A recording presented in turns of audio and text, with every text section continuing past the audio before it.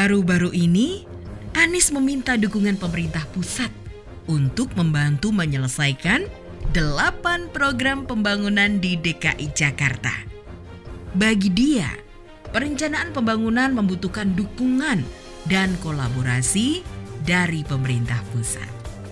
Cici, akhirnya minta bantuan pemerintah pusat juga kan? Yang aneh, mengapa baru dilakukan sekarang sih? Padahal masa jabatan tinggal menunggu hitungan bulan. Anies ini memang gubernur yang banyak janji, banyak juga kontroversi.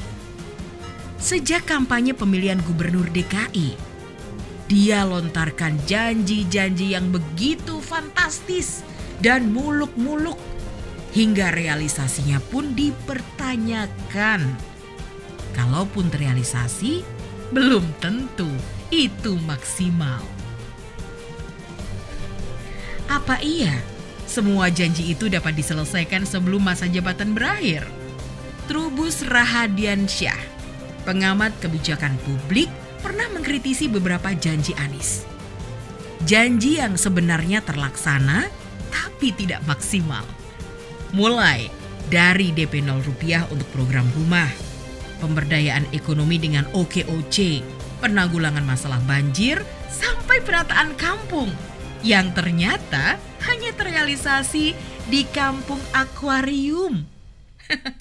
Selebihnya belum terwujud. Adakah kelanjutannya? Padahal waktu terus berjalan. Masa jabatan akan berakhir tahun 2022 ini. Kasian dong warganya. Janji yang tertulis di atas kertas dan ditandatangani Anies ketika kampanye Pilkada DKI 2017 silam, kenyataannya memang belum semua terselesaikan. Yuk, simak apa saja janji-janji politik Anies Baswedan kala itu. Dan bagaimana nasibnya kini?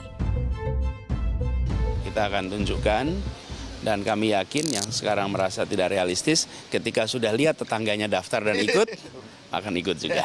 Ini tuh begitu pemerintah mengambil arah begitu, private sector akan langsung kick in, pasti. Dan itulah yang kami selalu katakan, ini soal keberpihakan.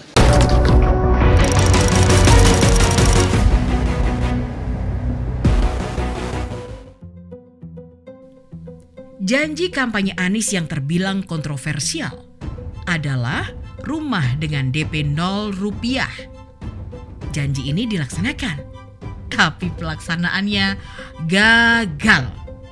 Harusnya 300.000 rumah, tapi baru dibangun 967 saja.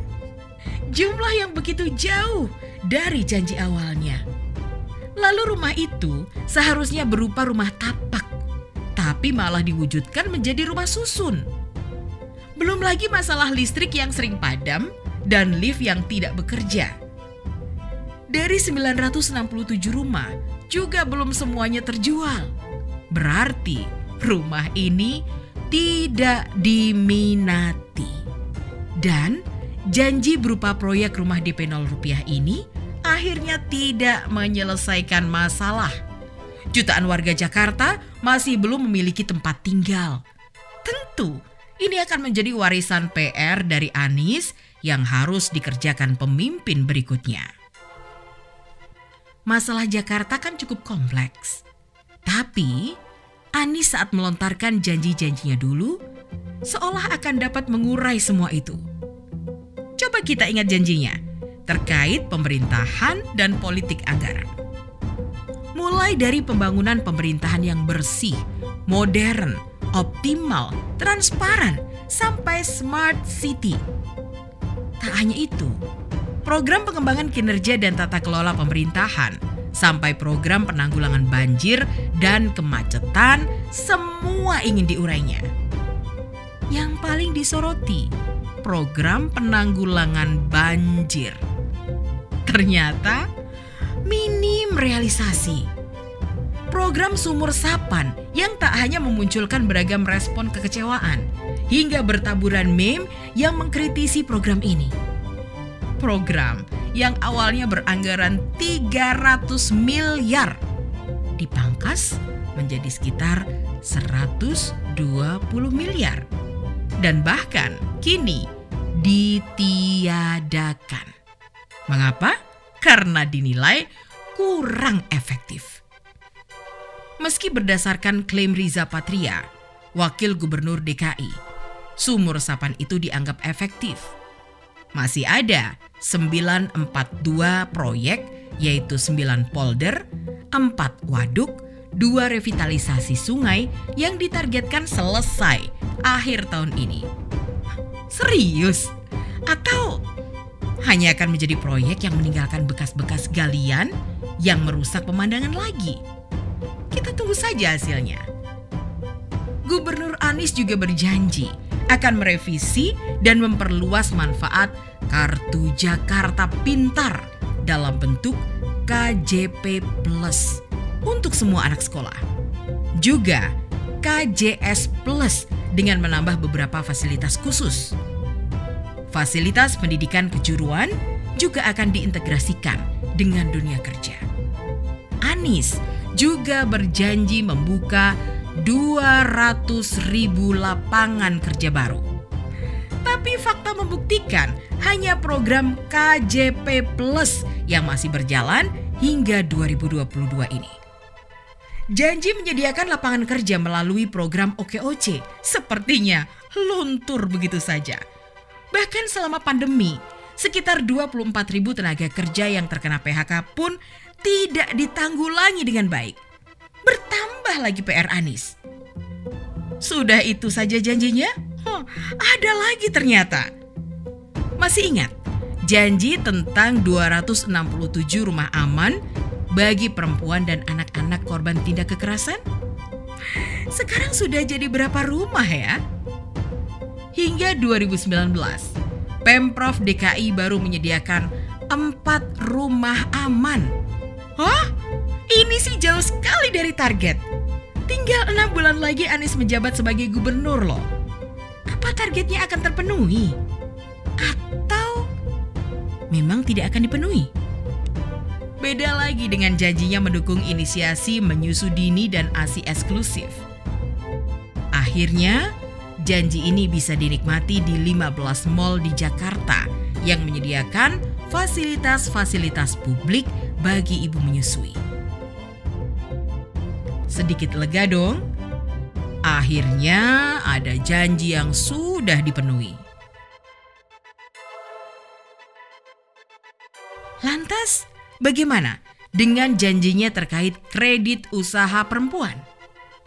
Janji ini sempat ditagih oleh fraksi PKS agar segera direalisasikan. Sampai ditagih oleh partai koalisinya sendiri loh. Semoga saja segera terwujud. Tapi Gubernur DKI ini masih punya beberapa janji lain. Itu harus dipenuhi juga. Janji mengaktifkan lagi komunitas-komunitas di Jakarta menjadi salah satu janji Anies di bidang kebudayaan dan olahraga.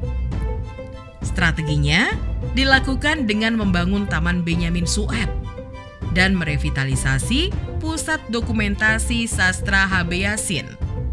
Program Taman Maju Bersama merevitalisasi dan membangun taman-taman di wilayah pinggiran Jakarta, Science Park, pusat-pusat pariwisata, tempat bersejarah, dan pusat kegiatan masyarakat. Ini semua juga masih harus dikerjakan dengan maksimal. Tak hanya PKS, PSI juga menagih janji terkait Kepulauan Seribu yang dianggap menjadi kepulauan pembangunan mandiri. Tapi nyatanya, Kepulauan Seribu masih tertinggal jauh dari wilayah lainnya di DKI Jakarta. Anies berjanji akan menyediakan infrastruktur, fasilitas pendidikan, fasilitas kesehatan, dan lapangan kerja bagi warganya. Namun, hingga kini janji yang pernah dilontarkannya seperti menguap di udara. Kok banyak yang menagih Anies ya? Sementara itu, tepatnya Desember 2021, Anies meresmikan Taman Biotrans, sebagai bukti upaya Pemprov DKI dalam mewujudkan Jakarta sebagai kota hijau. Bagi Anda yang tinggal di Jakarta, sudahkah kota Jakarta menjadi kota hijau? Selain itu, sudahkah kualitas layanan air bersih dinikmati warga di wilayah-wilayah yang sebelumnya berkualitas buruk? Sayangnya, justru masih ada demo dari masyarakat Muara Angke yang menuntut layanan air bersih di daerah mereka.